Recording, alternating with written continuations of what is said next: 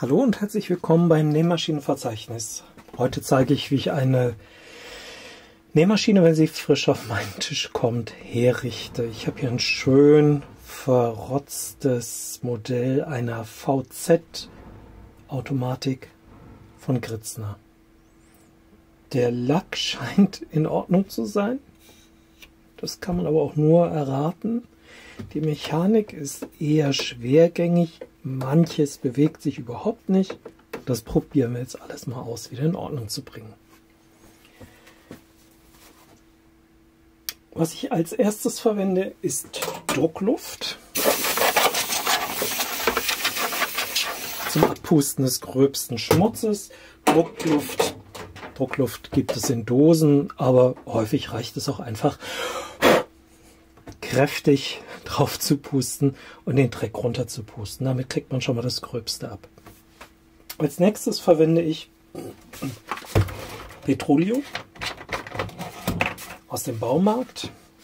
Gibt es in 1 Liter Flaschen, recht günstig. Es gibt seit einiger Zeit geruchsneutrales Petroleum, was ich wirklich sehr empfehle, denn das Petroleum, was ich aus meiner Kindheit kenne, das stank noch tagelang an den Händen und an den Sachen. Also dieses hier ist geruchsneutral und wirklich angenehm zu verwenden. Damit mache ich eine erste Grobreinigung. Ich merke schon, der Lack, der hört sich hier, ich weiß nicht, ob man das hören kann, etwas stumpf an. Aber wir können schon mal schön den ganzen Staub abnehmen. Und das Petroleum hat den Vorteil, dass es eben auch bei empfindlichen Lacken keine Schäden anrichtet und eventuell vorhandene Dreckspuren schon auch mal gut auflöst.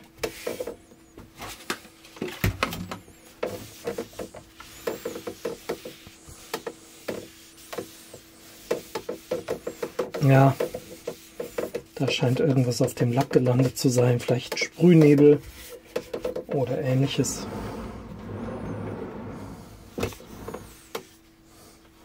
Aber das sieht schon mal ein gutes Stück besser aus. Bevor ich allzu viel Arbeit in den Lack investiere, schaue ich mir allerdings erstmal die Mechanik an, denn es hilft nichts, einen Lack perfekt in Form zu bringen, wenn man dann nachher feststellt, die Mechanik ist im Eimer und die Maschine ist eigentlich ein Totalschaden. Ist mir auch schon passiert, dass ich eine Stunde lang rumgeputzt habe und dann festgestellt habe, die Greiferzahnräder zum Beispiel sind im Eimer. Und ich kann das direkt zum Schrott bringen. Dann schauen wir einfach mal unten runter.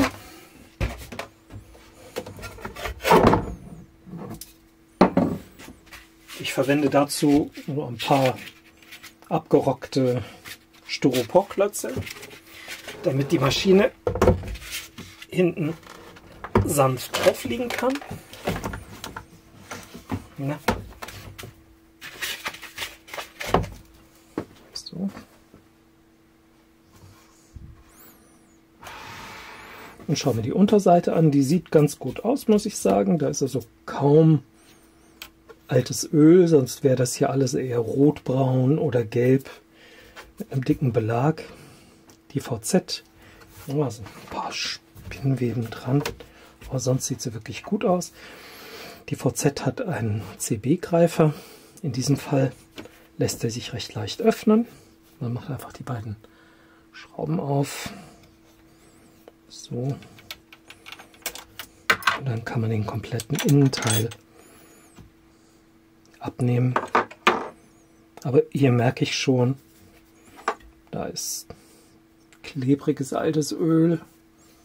Auch in der Greiferbahn, im Greifer hier schon etwas wachsartig fest geworden. Das ist natürlich nicht schön. Das machen wir dann später. Was ich ebenfalls eben bemerkt habe, ist, dass die Transporteurversenkung nicht funktioniert. Da geht gar nichts. Das ist diese Stange, die an dieser Stelle eigentlich einen Zapfen rausziehen soll. Aber da geht auch mit Gewalt nichts.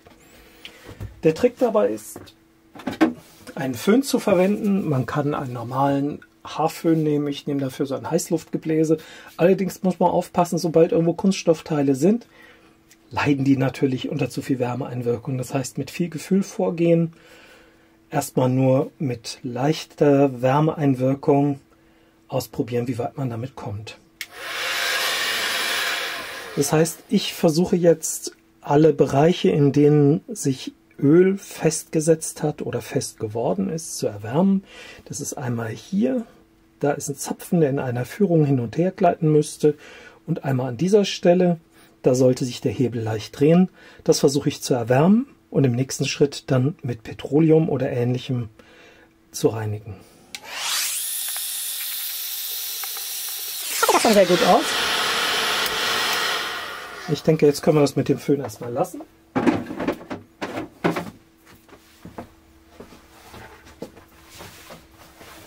Aber ich sehe, dass sich hier, ich fahre mal ran,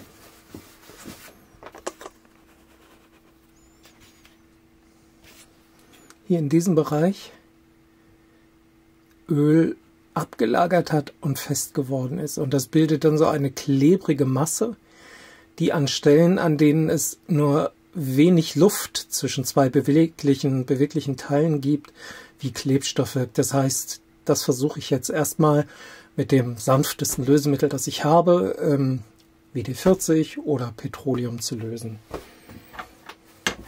Ich nehme dazu ein hochwertiges, sehr teures Spezialwerkzeug, nämlich eine alte Zahnbürste.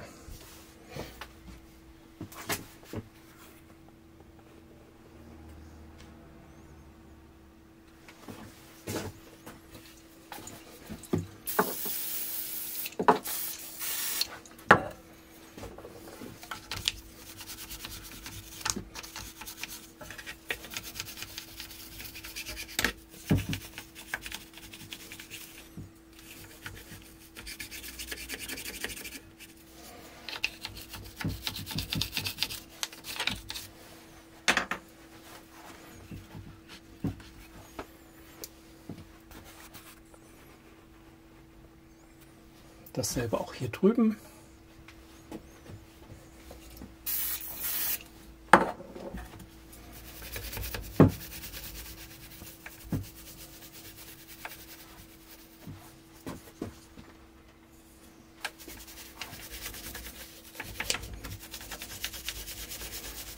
Je gründlicher man das macht, umso länger hat man noch Spaß dran. Denn wenn noch altes Öl zurückbleibt, dann führt das natürlich gerne dazu, dass es dann doch mit der Zeit wieder hart wird. So, jetzt testen wir das mal. Das sollte leicht schnappen. Funktioniert wunderbar. Dann schauen wir mal, ob sich die Mechanik leichtgängig bewegen lässt. Das sieht ganz gut aus. Es geht aber sicher noch ein bisschen besser. Das heißt, ich gehe jetzt her und reinige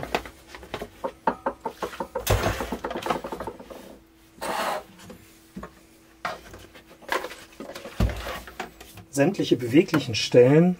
Das heißt, diese Stelle, diese Stelle, diese Stelle, also vor allem die Lager und die Stellen, an denen Dinge aneinander reiben, nochmal mit Petroleum oder mit WD-40.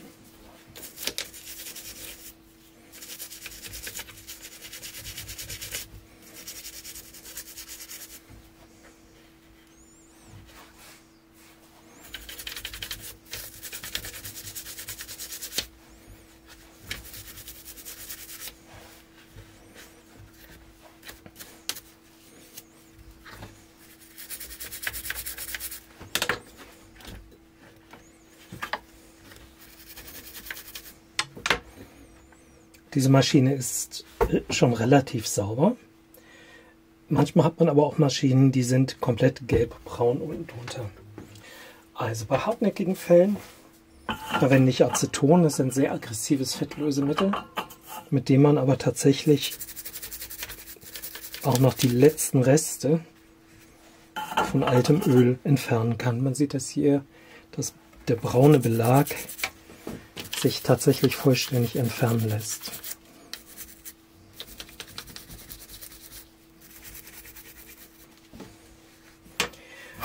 Aceton ist für mich auch das Mittel der Wahl. Wenn ich Elemente aus dem Greiferbereich reinige, denn die möchte ich wirklich ganz gründlich sauber bekommen. Das heißt, da lässt sich auch noch die letzte Spur von altem Öl entfernen.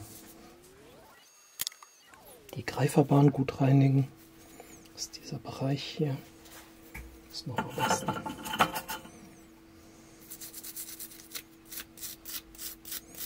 So. Immer darauf achten, dass das Aceton möglichst nicht mit dem Lack in Kontakt kommt, denn lösemittelhaltige Lacke lassen sich durch Aceton auch auflösen. Und vor allem weg von allem, was aus Kunststoff ist mit Aceton, denn das lässt sich darin vollständig auflösen. Wir stellen das Schätzchen jetzt mal wieder auf die Füße.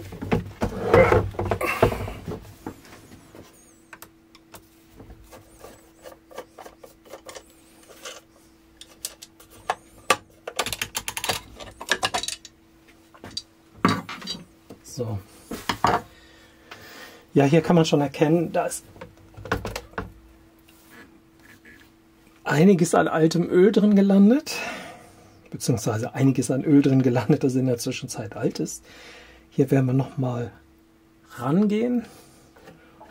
Sie ist aber trotzdem schon recht leichtgängig. Man sieht das, ich kann sie hier andrehen und sie dreht locker weiter. Sie Kritzner VZ ist mechanisch wirklich eine Top-Nähmaschine. Sehr schön ausbalanciert, sehr leichtgängig.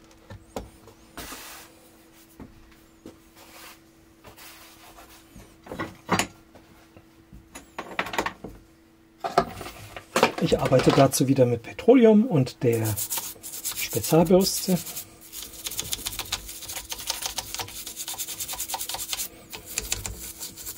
Um den Dreck aufzunehmen, nehme ich gerne T-Shirt-Stoff, der ein bisschen dehnbar ist.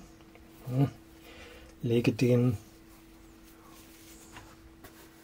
um die Zahnbürste.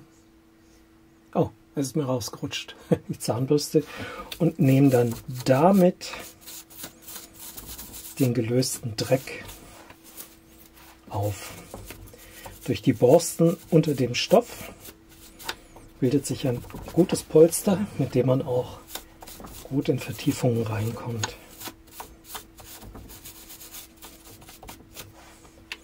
Ich denke, hier nehme ich jetzt erstmal die Schablone raus. So. Manchmal kann es passieren, dass sich Schablonen bei Maschinen, die lange gestanden haben, nicht abziehen lassen. Das erfordert viel Geduld. Es gehen alle Schablonen runter.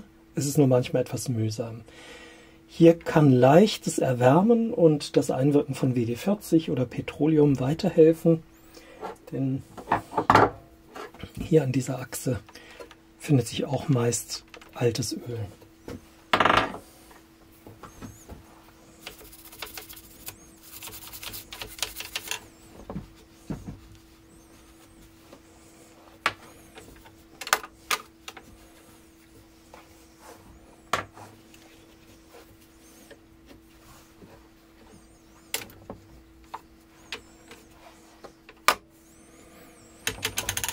Für verchromte Teile gibt es verschiedene Mittel. Man kann aus dem Küchenreinigungsbereich die normale Chrompolitur nehmen. Hier habe ich sowas, das nennt sich Echromal, ist eine spezielle Metallpolitur. Damit lässt sich oft noch mehr Glanz rausarbeiten aus verchromten Teilen.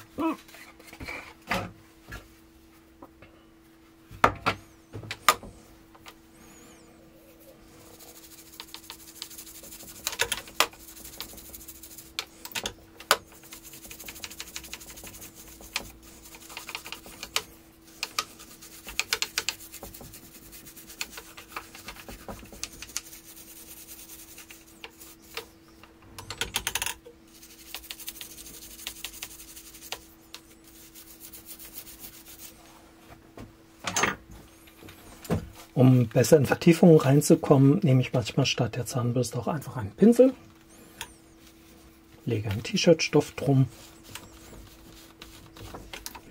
und nehme dann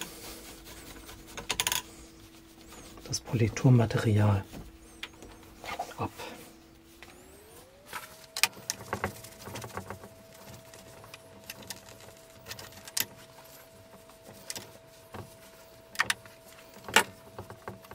Jetzt noch von Hand ein bisschen nachpolieren.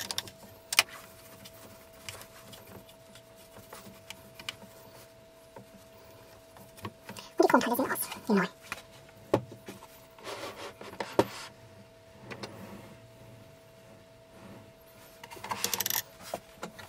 Die schwierig zu erreichende Stelle ist meist hier unten hinter dem Versenker, hinter dem Versenkknopf für den Transporteur. Da kommt man am besten mit einem Pinsel hinter. So, legt man ein Tuch drum, fädelt drunter durch und alles ist wieder sauber.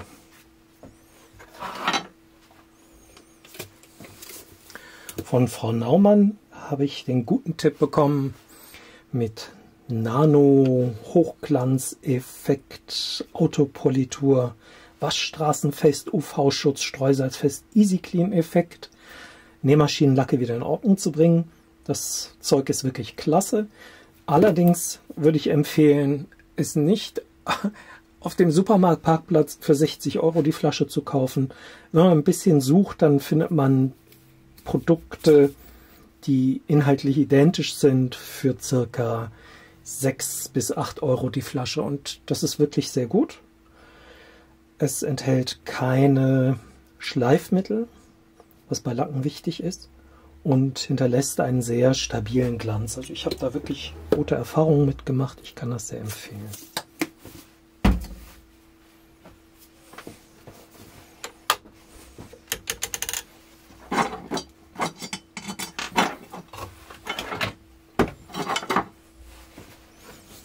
Man trägt das einfach großflächig auf.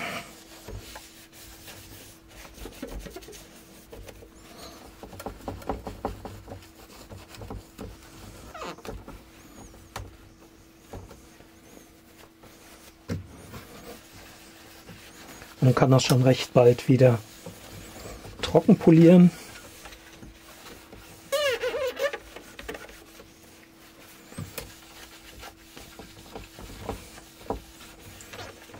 Und erhält eine ziemlich perfekte, so der Lack noch in Ordnung ist, eine ziemlich perfekte Lackoberfläche.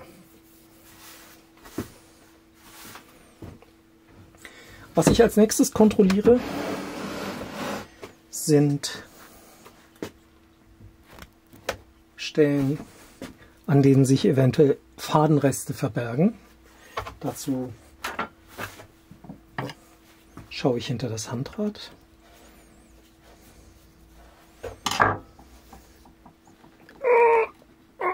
Okay, also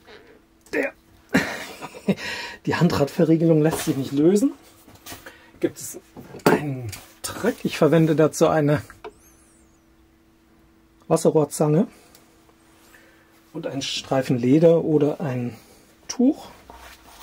Da ich den Drehknopf nicht beschädigen möchte, lege ich das Tuch zwischen Zange und Drehknopf. Mal gucken, das müsste passen. So.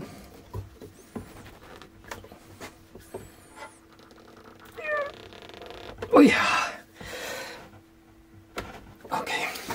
So, ich halte mit der einen Hand das Handrad fest und mit der anderen greife ich mit der Zange den Drehknopf. Und jetzt kann ich ihn lösen. Ich muss noch ein bisschen das Schräubchen rausdrehen.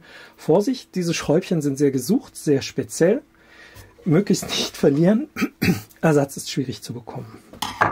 Ich drehe sie immer nur so weit, dass sich das Rad, der Drehknopf, abschrauben lässt, aber so, dass die Schraube noch nicht raus ist. So, wunderbar.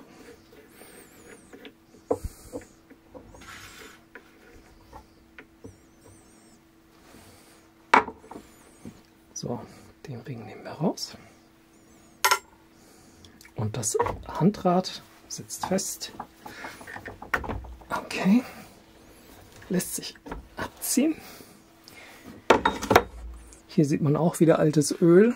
Das entfernen wir auch gleich. Denn das Handrad soll sich ja leicht auf der Achse drehen können, wenn man den Spuler benutzt. Ich nehme also wieder Petroleum.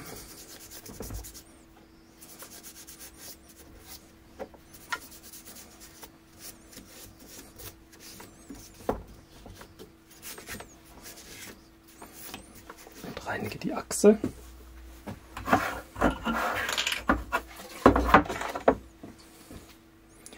Und reinige auch das Innere des Handrades.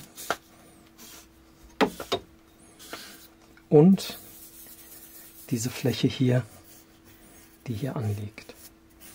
So.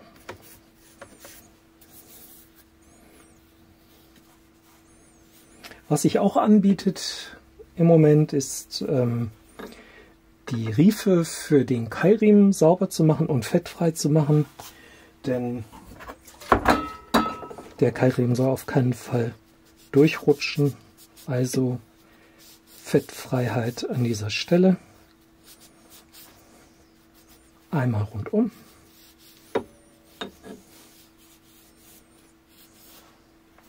Jetzt testen wir mal, ob sich das Handrad, wunderbar, lässt sich drehen, ohne dass sich die Mechanik dreht. Das ist das, was wir wollten. Und wir haben auch keine Fäden. Ich habe hier schon mal 30, 40 Meter Garn hinter rausgeholt an manchen Maschinen. Da darf man sich dann natürlich nicht über Schwergang wundern.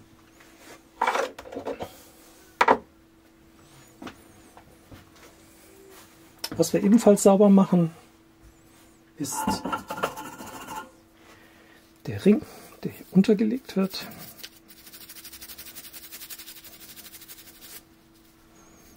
Vorne und hinten.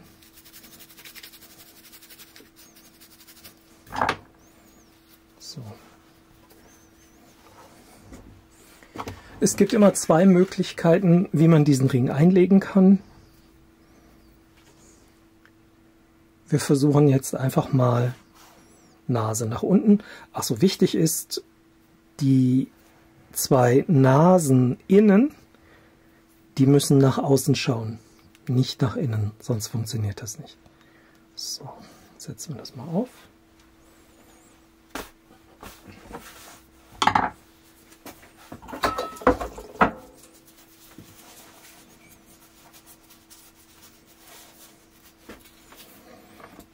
Was auch hilft, ist, wenn man den Bereich der Nasen links und rechts hat und nicht oben, also nicht so. Denn wenn ich jetzt den Festziehknopf aufbringe, kann es passieren, dass ich mit dem Gewinde die Scheibe aus Versehen wieder runterschubse. Das heißt, ich sorge dafür, dass das quer sitzt. Schraube den Knopf fest und teste. Jawohl, richtig rum aufgesetzt.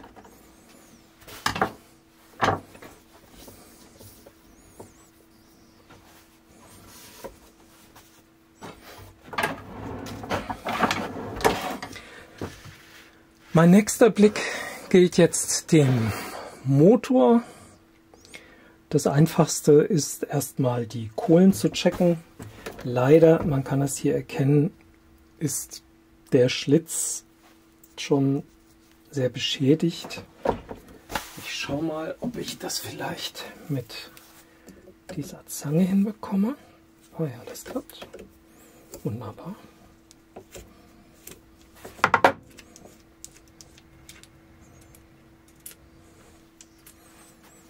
So, hier lassen sich die Kohlen rausziehen. Und die sind noch schön lang. Also die Kohlen sind einwandfrei. Die versenken wir gleich wieder. So.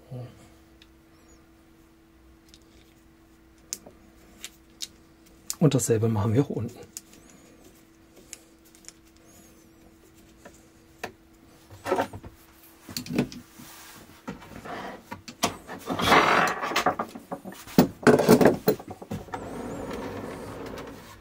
Dann werfen wir einen Blick hinter die Frontklappe,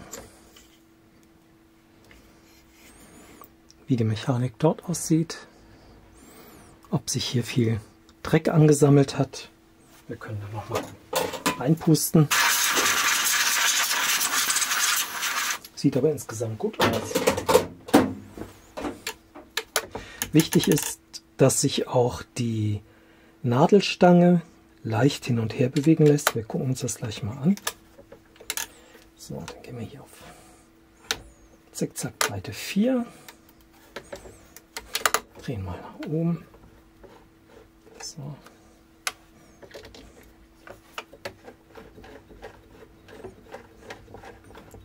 Das sieht gut aus, lässt sich ganz leicht drehen.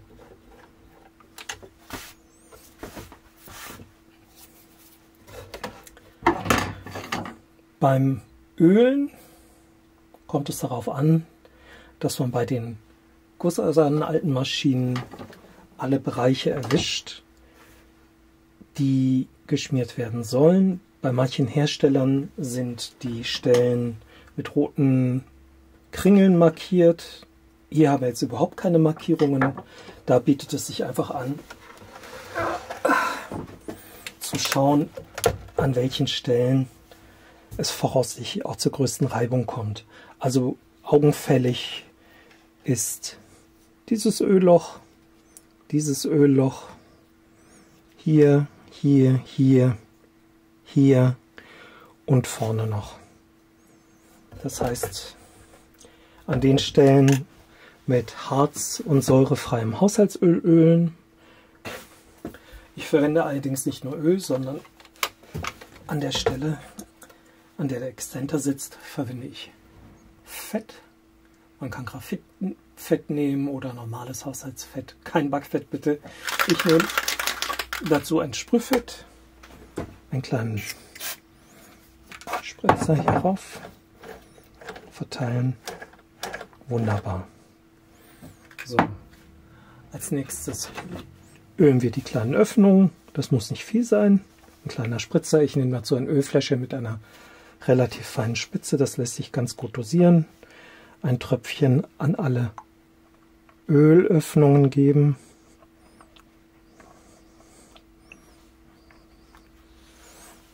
So, bewegen. Wunderbar, leichtgängig. Hier haben wir auch Zahnräder. Also immer an allen Stellen, an denen Zahnräder ineinander greifen. Ah, das kann man nicht sehen. Ich fahre mal ein bisschen ran. So. Okay.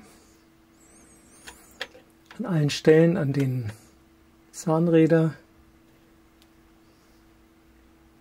ineinander greifen,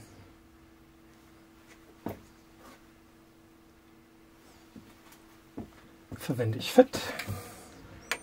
Der Vorteil des Sprühfettes ist natürlich, dass ich leichter an diese etwas abgelegenen Stellen komme. Zu viel aufgetragenes Fett entferne ich mit dem Lappen. So. Eine Stelle, die besonders gern verharzt, ist die des Füßchendrucks, der Feder bzw. des Einstellknopfs. Hier greifen wir wieder zu unserer Rohrzange mit einem Tuch drüberlegen, greifen und rausschrauben. Das muss ich später von Hand ganz leicht verstellen lassen können. So. Nicht alle sind ausbaubar. Dieser ist im Anschlag begrenzt. Das heißt, wir reinigen den Knopf jetzt im eingebauten Zustand.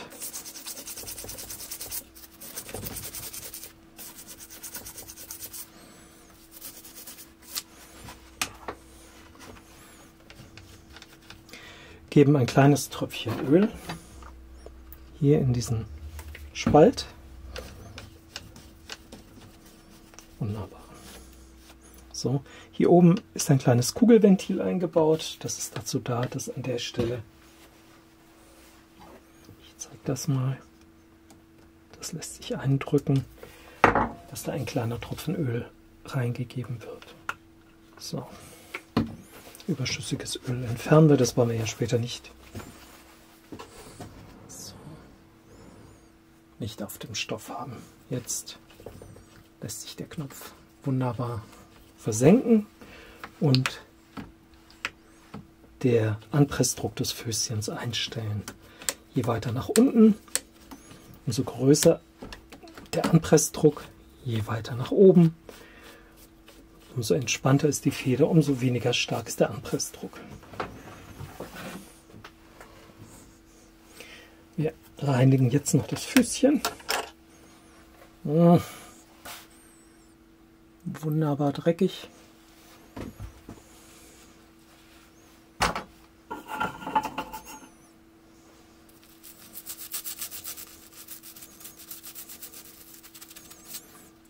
Auch diesen kleinen Schlitz links und rechts nicht vergessen.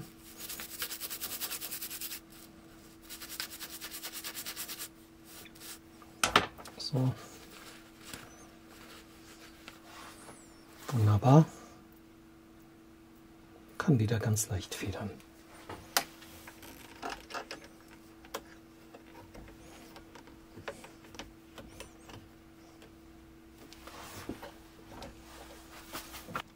Was ich auf jeden Fall auch empfehle zu reinigen, das ist die Nadelstange. Ja, die ist hier sehr klebrig, das heißt, ich mache das so, ich nehme mir einen Streifen Stoff.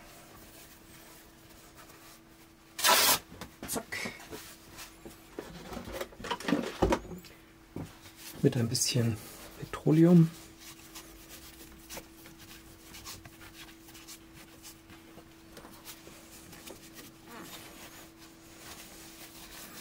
Und reinige damit die Nadelstange.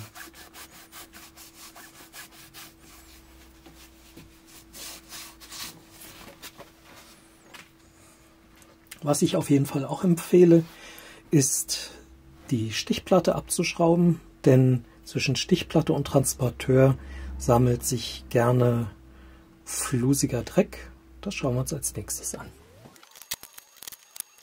Was ich beim Arbeiten gerne mache, ist, dass ich Schrauben, die ich rausschraube, in ein Schüsselchen tue, denn mir ist es leider schon häufig passiert, dass sie mir vom Tisch gehüpft sind und ich habe hier leider einen Boden, auf dem man eine Landkarte braucht, um etwas wiederzufinden. So, das können wir entfernen. Ziehen das ein bisschen raus. So, ja, das sieht natürlich, ich fahre noch mal ein bisschen ran, sehr lecker aus. Das ist wieder ein Fall für unser Spezialwerkzeug. Das heißt, wir nehmen ein bisschen Petroleum und fahren dazwischen durch und man sieht, das lohnt sich wirklich. Da ist einiges rausgekommen. Unter anderem auch Fadenreste. Ich glaube, das gucken wir uns noch mal genauer an. Dazu mache ich mal die Stichplatte ab. So. Ja, ich fürchte, da müssen wir wohl doch etwas tiefer eintauchen. Mal schauen.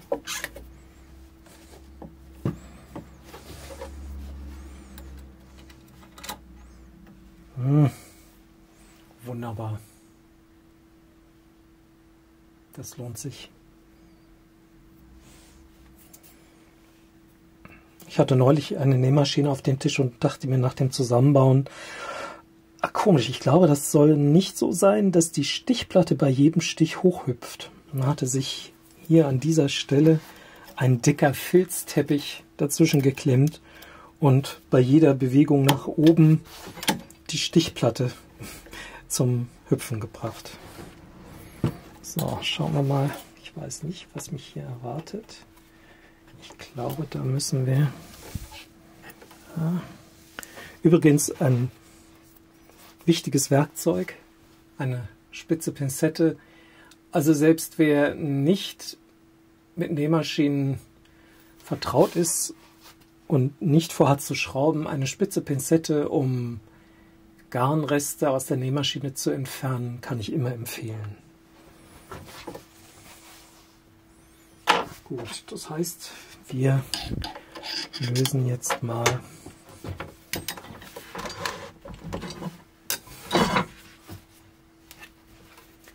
die 2 Schrauben. So. Vielleicht müssen wir die gar nicht ganz abmachen. Und schauen, ob wir den Dreck dort rausbekommen. Ist doch ein bisschen hartnäckiger. Ja, ganz ordentlich. Es ist wichtig, dass man Garnreste aus der Mechanik entfernt, denn die wirken wie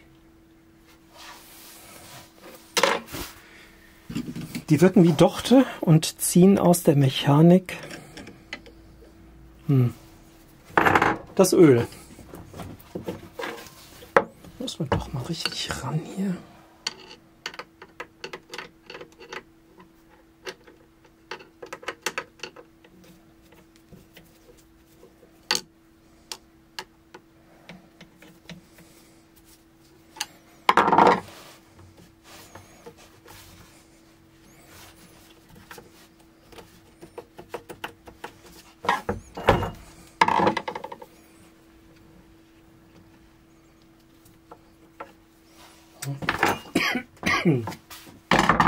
Doch eine schwerere Operation.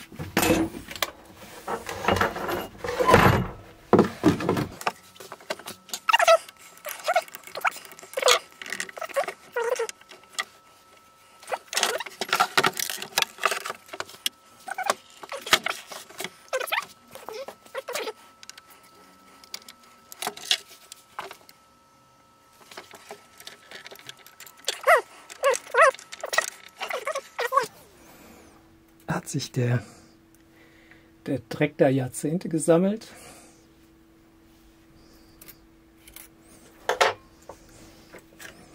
So. Und wie man sehen kann, ist ja doch noch einiges an Reinigungsbedarf. Das werden wir jetzt gleich mal machen.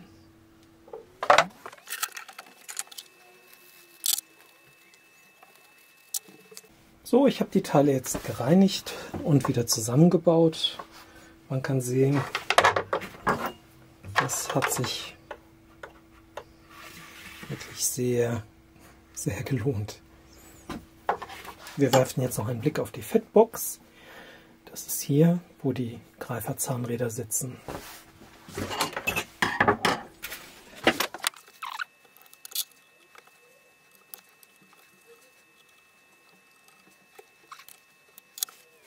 Ein Dichtungspapier angebracht.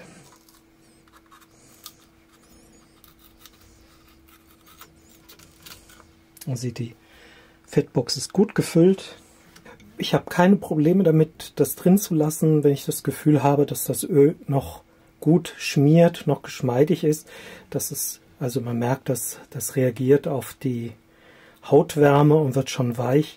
Was ich mache, ist, dass ich mit einem Schraubendreher oder einem Stäbchen das Fett nochmal neu verteile.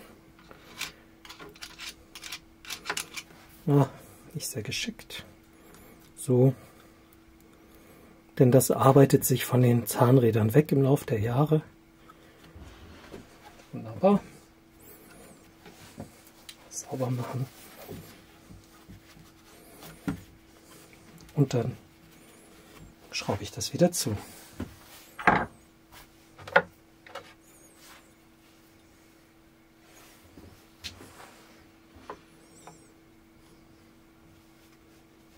Der Zusammenbau des Greifers erfolgt dann wieder in umgekehrter Reihenfolge.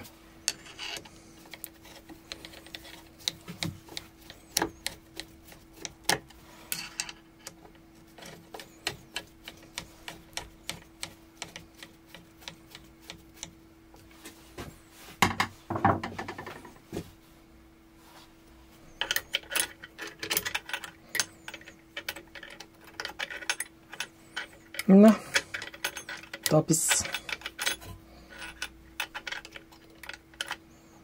so. Wunderbar. An diese Stelle kommt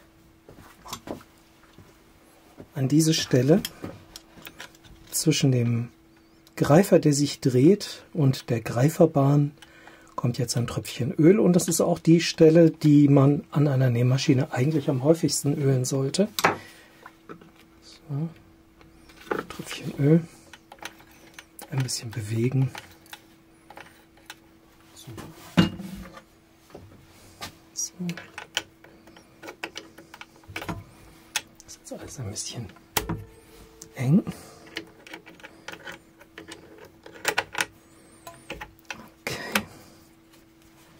Gut. Fixieren.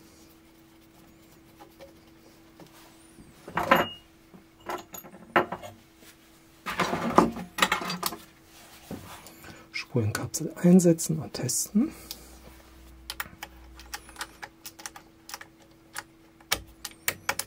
Das Ärmchen muss oben im Ausschnitt sitzen.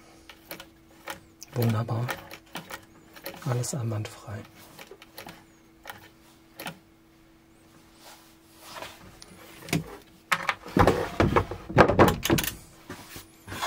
Oben wird wieder die Stichplatte. Ah ja, kleiner Tipp noch.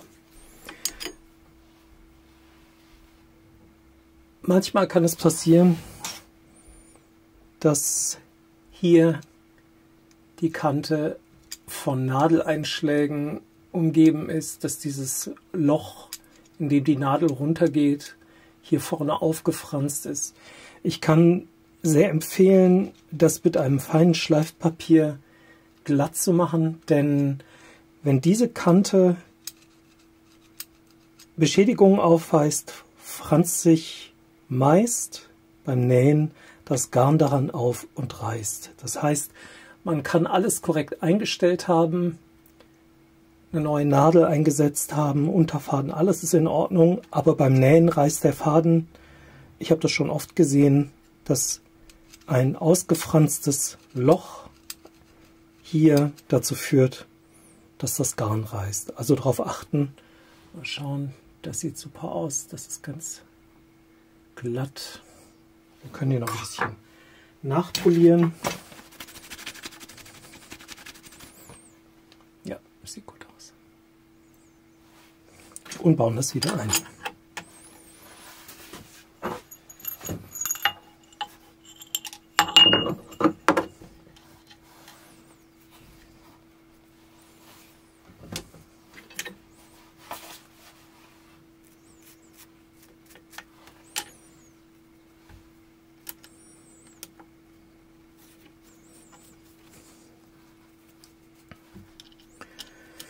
Wenn man Probleme hat, mit dem Schraubendreher an diese Schrauben zu kommen, kann ich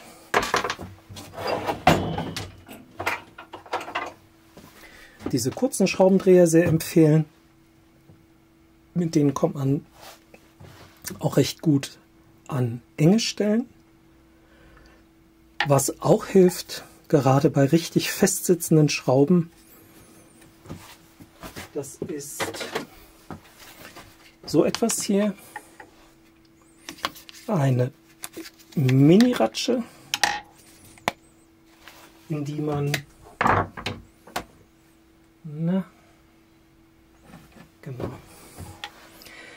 ein Bit einsetzen kann, so, die man aufsetzen kann und dann mit viel Kraft Schrauben lösen kann.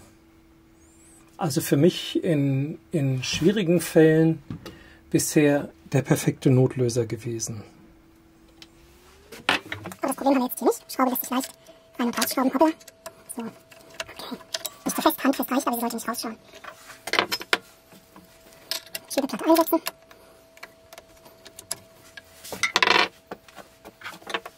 Bisschen einsetzen.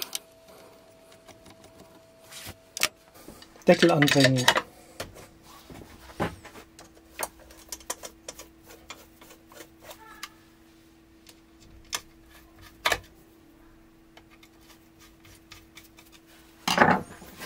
Und fertig ist das Schätzchen. Ich hoffe, Sie hatten Spaß an diesem Video. Ich würde mich über ein Abo von Ihnen freuen. Und wenn Sie über neue Videos benachrichtigt werden möchten, dann drücken Sie unten rechts die Glocke. Vielen Dank.